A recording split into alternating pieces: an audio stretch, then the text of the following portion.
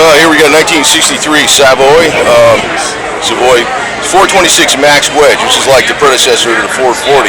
It's not the 426 Hemi. 9,600 miles. Whoa, baby. 63 factory race car. Does an 11-second quarter, 118 miles an hour. Whoa, baby. Got everything all original. So here's the Max Wedge engine. It's got the cross ram dual 4 barrels on it.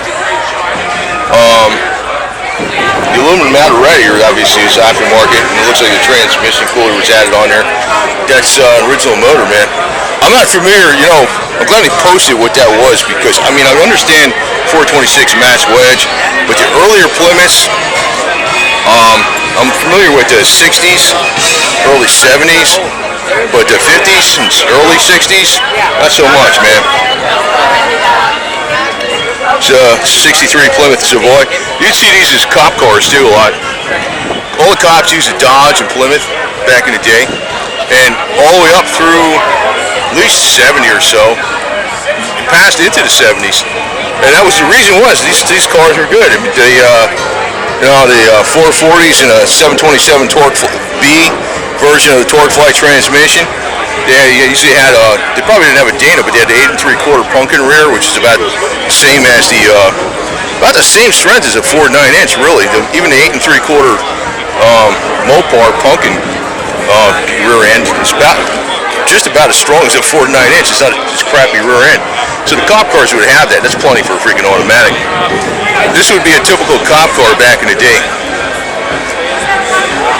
Except not with this engine, not a 426 Max Wedge, but probably a 426 or something. But it would be decked out like this, And it'd be 4 doors. That'd be the other difference too. So, but these are good. These are seriously, all the Plymouths and Dodges are seriously damn good cars way back when, right out of the factory.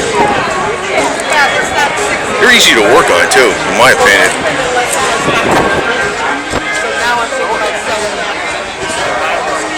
Wait a minute, it's got the push button trans in here too. See that? See that? Over there on the left of the dash. Let me get around there. Oh, I saw it. That's 63. I remember we had a 63 station wagon. It was a red and white, or white with a red trim. And it had the push button trans like that. It's cool. So you hit first, hit second, hit D. You're nailing it, man. Your B&M shift kit. They got your tack up there. It's freaking wild, man. Let's get another look at that engine bay.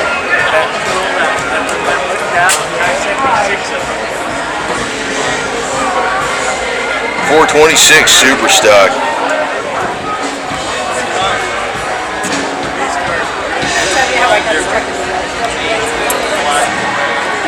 Yeah, it looks like it's probably a stock size radiator too. It's just aluminum, man, which is just keeping it really original,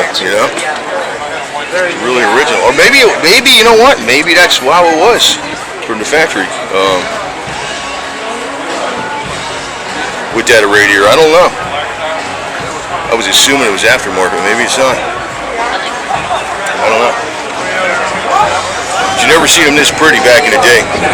You'd see, the grill kind of dinged up and stuff, man. Not like these. They're pretty as hell.